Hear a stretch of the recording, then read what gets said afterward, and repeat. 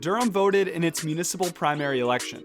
Turnout was low, and then a major mayoral candidate dropped out.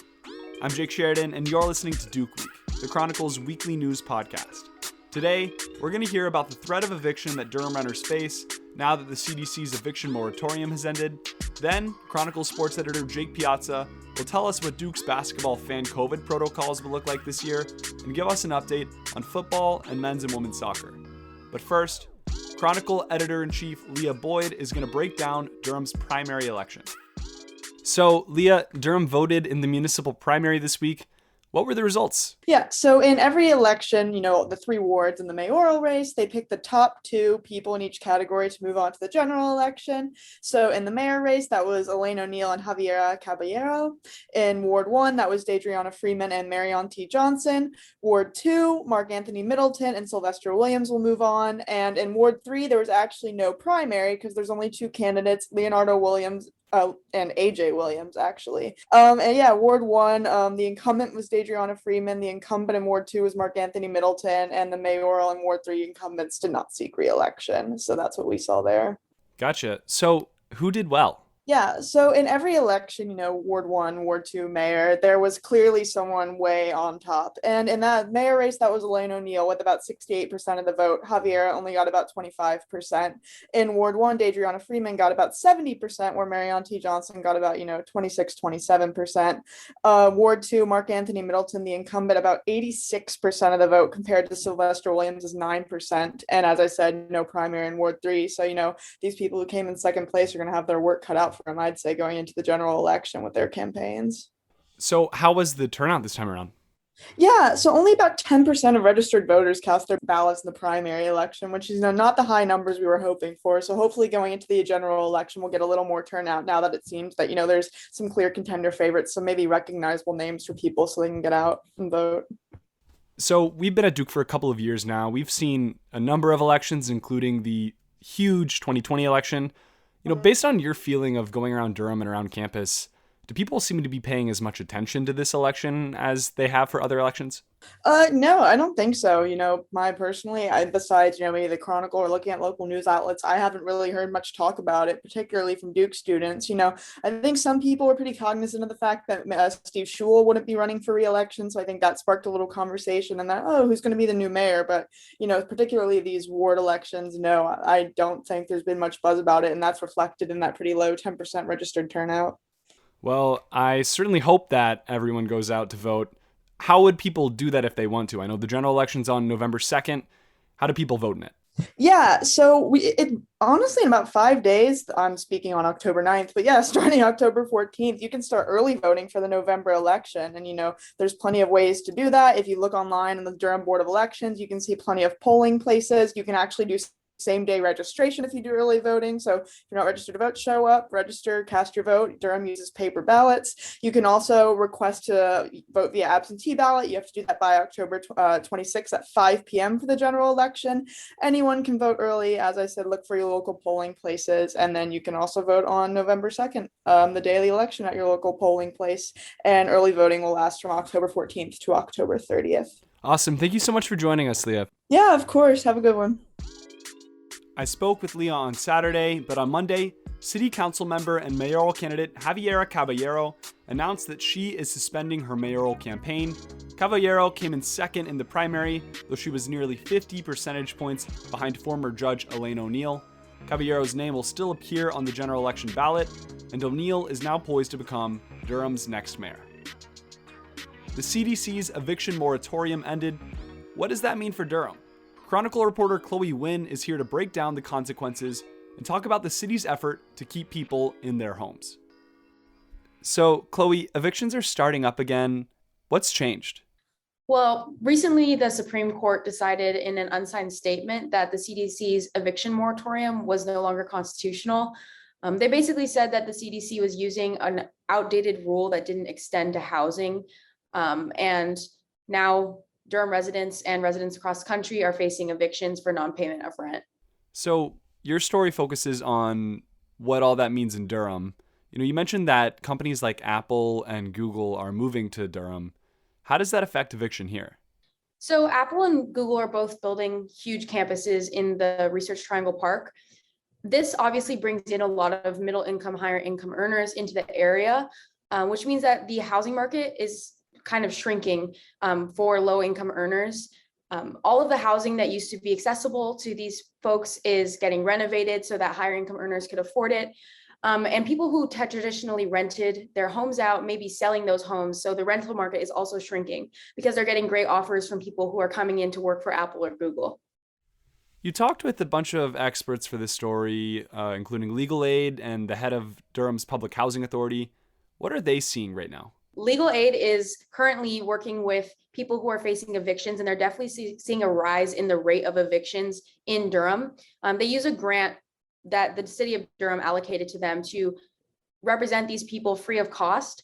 And they are seeing that there's a lot more backlash against the work that they're doing because there's this huge political movement around whether or not the eviction moratorium is constitutional, and the conflicts between kind of people who needed the rent money, pay off their mortgages, and then the people who need housing. So they're facing a lot of backlash. What else are the experts that you talked with telling you?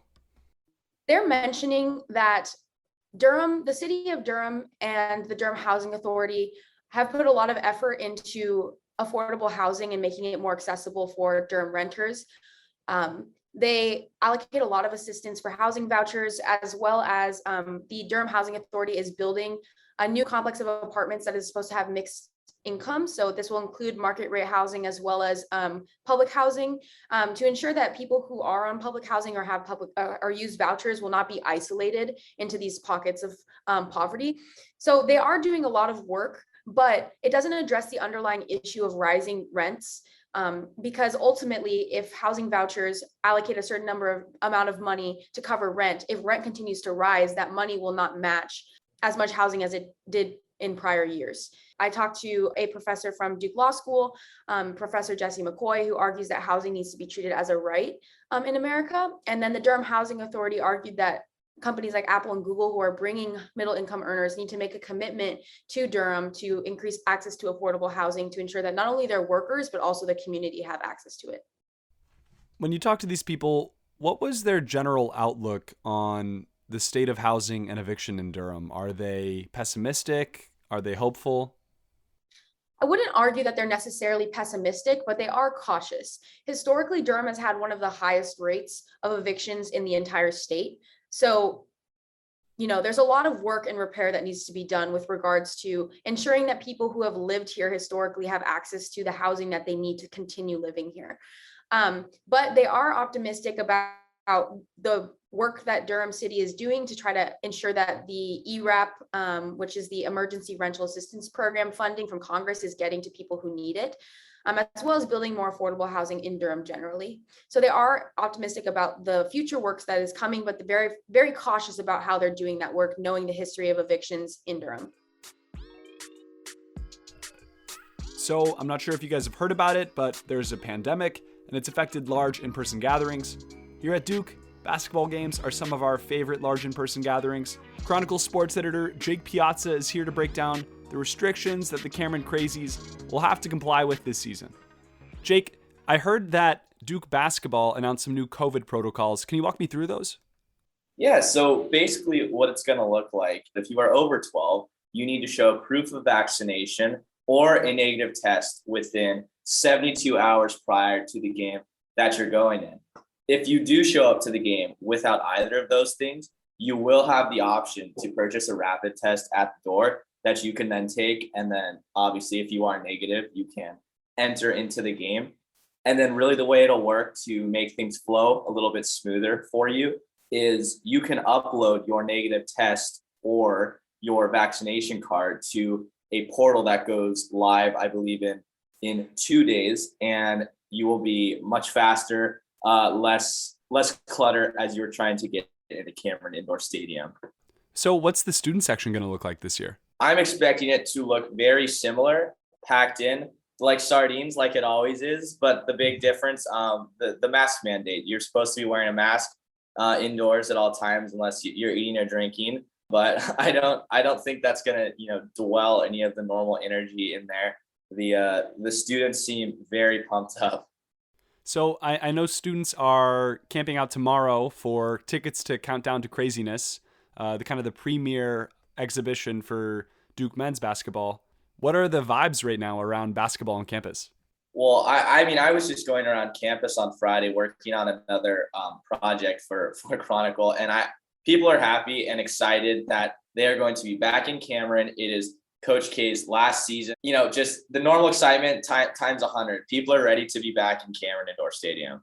Let's go. What else is going on with Duke sports? The recent roundup. Football is on a skid as of late. They dropped their rivalry game against North Carolina and lost their most recent one to Georgia Tech in 2 games where kind of the story of it is a couple mistakes are the difference. And it's not like there's a ton of things to point at. It's just a couple plays throughout the game that end up being a huge deciding factor in the end. And I would say kicking it over to men's and women's soccer, both teams were red hot. They are both on a little bit of a down skid as well as of late, but I would say for neither of them, it's not really something to be worried about. They are both coming in as top 5 teams in the country. Women's is at 4 and men's is at 3. So that's very exciting for the Duke faithful to key in on, and I would expect to see both of them deep into the NCAA tournaments this year. Great. I'll see you around, Jake. Thanks, Jake. Thanks for having me. In other news, Duke relaxed its COVID rules last week. Student-led campus tours are back, though some restrictions, like not being able to take tours into buildings, remain. The university announced on Monday that it considers its entire workforce to be compliant with its vaccination policy. Over 96% of Duke workers have gotten their shot, and Vice President of Administration Kyle Kavanaugh said the remaining workers have received medical or religious exemptions. The Chronicle has published a new list of mental health resources for people of color and queer folks at Duke. Check out those on our website. That's chron.it. That's all for this episode of Duke Week. If you like what we're doing, please subscribe, share it with your friends, and help us get out the word that the Chronicle has a weekly news podcast. That song you heard is called Goji Berry Beat by Nana Kwabena. Thanks for listening. We'll talk again next week.